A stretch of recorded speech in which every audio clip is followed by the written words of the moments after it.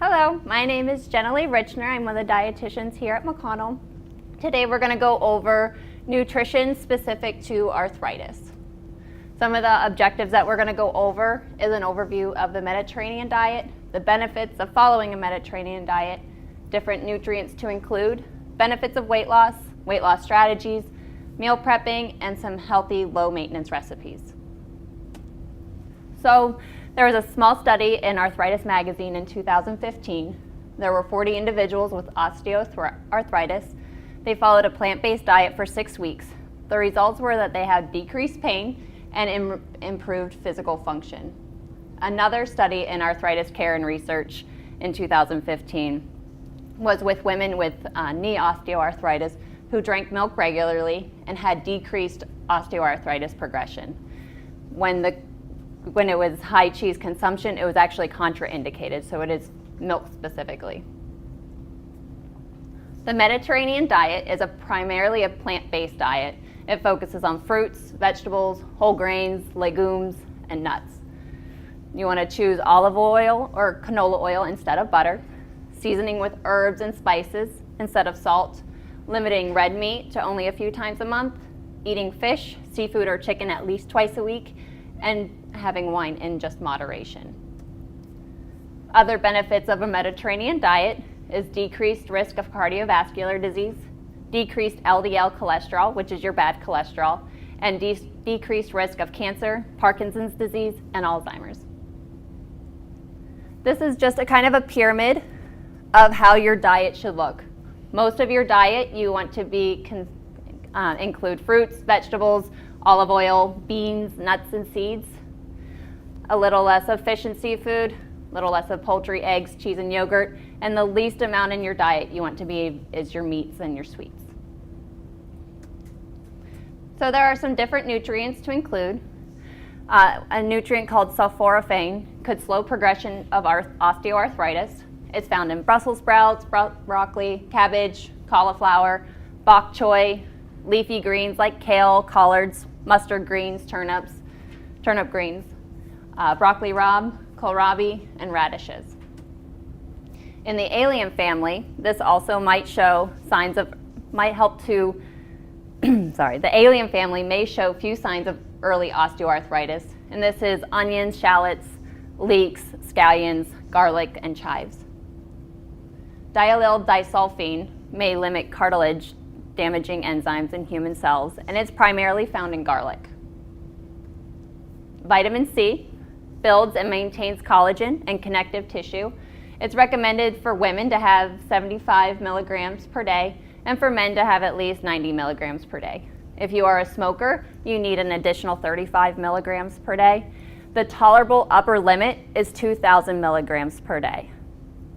Different sources, most people usually assume with vitamin C is oranges, grapefruits, but there are other sources as well. Red and green peppers, citrus of course, broccoli, Brussels sprouts, and potatoes. Calcium, it helps to promote bone health. The recommendation for healthy adults 19 to 50 is 1,000 milligrams per day, and for healthy adults 50 and older is 1,200 milligrams per day. Different sources are dairy products, fortified soy milk, rice milk, almond milk, and fortified orange juice, fish with soft bones, fortified cereals, almonds, cooked greens, and broccoli.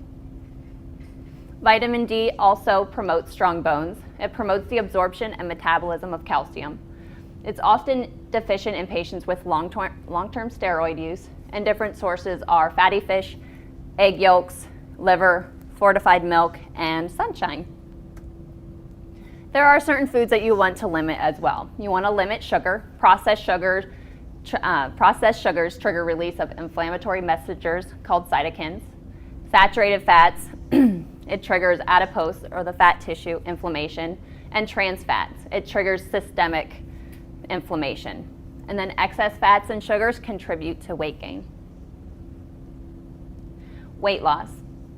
There are multiple benefits of weight loss. One of them is that it helps to lessen pain. A 10% weight loss can reduce your pain by 10%. It helps to improve functionality, decreases inflammation. Fat is an active tissue, so it creates and releases pro-inflammatory chemicals. It also helps to decrease risk of chronic diseases. 14 pounds of weight loss reduces your risk of developing diabetes by 58%, which is a significant amount. It also helps to reduce risk of heart disease and stroke, and weight loss helps to decrease blood pressure, and exercising and healthy eating contributes to lowering cholesterol. There are different strategies for weight loss. We want you to eat a high fiber diet. The recommended amount for women is 28 grams and for men 35 grams. This helps with satiety, promotes bowel regularity, can help to lower cholesterol and control blood sugars. And different sources include whole grains, fruits, vegetables, and if the skin is edible, you always want to make sure that you eat it, such as with potatoes or apples. You want to try to make half of your plate non-starchy vegetables: asparagus, beets, broccoli, Brussels sprouts, carrots, cauliflower, eggplant, greens, turnips, cucumbers, peppers. They're high in fiber, they take up a lot of volume, but they're very low in calories, so it helps to give you a full feeling without having excess calories. You want to choose lean protein. So for beef, you would want to choose some sirloin, flank steak, tenderloin, or a rump roast. For pork, choosing ham, tenderloin, a center loin chop, or Canadian bacon. Poultry, chicken or turkey, just make sure you eat it without the skin. Fish and seafood, beans, eggs, and low-fat dairy, such as milk, yogurt, and cheese. You also want to include fruits. It's a great source of vitamins and minerals, another good source of fiber. You want to try to aim for 3 to 4 servings of fruit a day. Serving sizes would be 4 ounces of an apple, or an apple about the size of a tennis ball, half of a banana, 3/4 of a cup of berries or pineapple, a cup of melon, or 1.5 cups of strawberries or watermelon. For starches, you want to make sure that you choose starches that contain fiber. So 100% whole grain breads, 100% whole grain cereals, and you want to limit this to 5 to 6 servings per day. Different serving sizes could be a half of a cob of corn, half of a corn cob, or a half cup of corn, 1/4 of a large baked potato, or a half a cup of a boiled potato, 1 cup of winter squash, half cup of sweet potato, 1/4 of a large bagel, an ounce of sliced bread, or a half cup of oatmeal. Again, limiting adding fat, twice as many calories per gram as carbs and protein. You can still have flavor to your food, just add flavor using herbs, spices, and vinegars rather than adding fat. You can substitute plain Greek yogurt in place of mayonnaise or sour cream. Use non-stick cooking sprays. Choose lean cuts of meats and low-fat dairy. And healthy fats still contain calories, so you still want to be careful about your portion sizes of those foods. You want to limit adding sugar. You want less than 10% of your calories to come from added sugar. This contributes to weight gain. It provides non-nutritive calories, so you're eating a food that is not giving you any nutritional benefit. Different types of sugars can be cane sugar, brown rice syrup, tapioca syrup, honey, maple syrup, agave.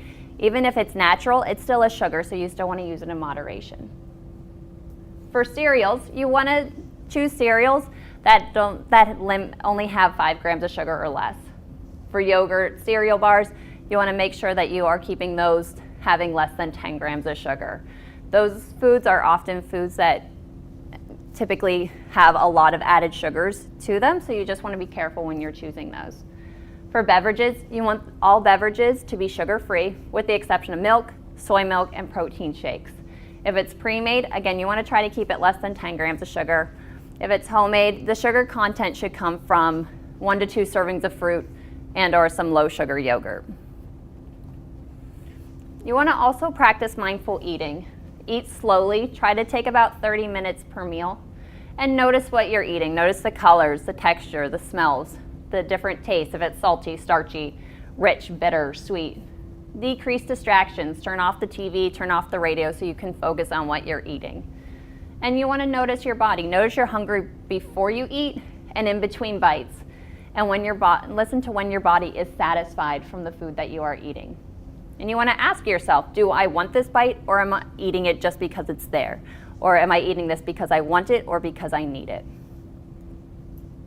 Limit dining out. When you're dining out at a restaurant, you're losing control of what's going into your food. You have less control of added fat and sugar.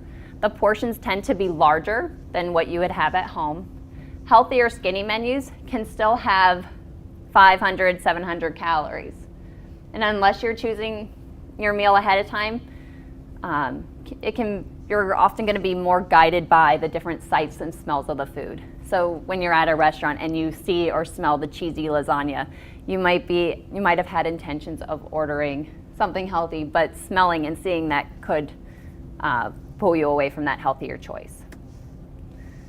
And with meal prepping, when you have osteoarthritis, it can be painful standing up and cooking for a while. So different ways that can help. Purchase pre-chopped fruits and vegetables. Purchase frozen fruits and vegetables. They're often just as nutritious as fresh. Purchase frozen grains. There's frozen brown rice. Bird's Eye has some protein blends.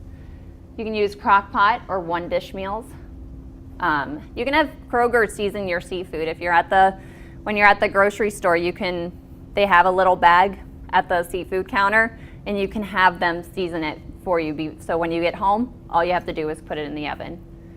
You can have a rotisserie chicken, and you can purchase an anti-fatigue mat. It's just softer. It takes a little bit of pressure off.